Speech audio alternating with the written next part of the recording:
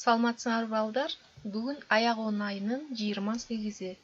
Бүгүнкү өтүлүүчү темабыз жандуу жана жансыз заттарды сүрөттөө.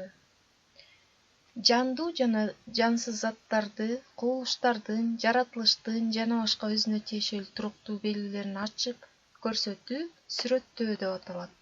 Сүрөттөөдө жандуу жана жансыз заттар сүрөттөлөт.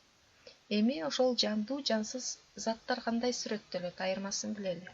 Мисалы, бул сүрөттү карасаңар, адамдын атын Ыскак деп коюп койдук. Ыскак тоонун кырына келди. Ал күмүш жалдуу аргымактын тизгининен жыя кармап, алды артын карап турду. Жаңы өскөн суюк сакалы, кара муруту бар, сурданган бүркүт кабак, тик көз жигит эле. Биз бул адамды, жандуу затты сүрөттөп алдык.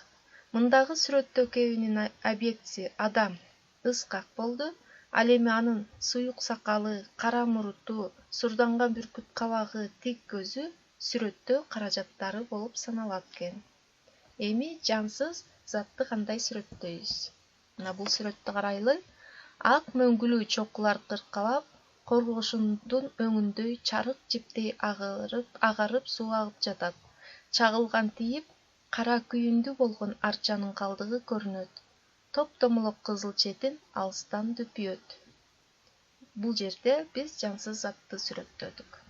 Бул мисалдардагы сүрөттөө каражаттары ак мөңгүлүү чокулар, коргошундун өңүндөй чарык жиптей агарып чубалган кара күйүндүү топ-томолок кызыл четин.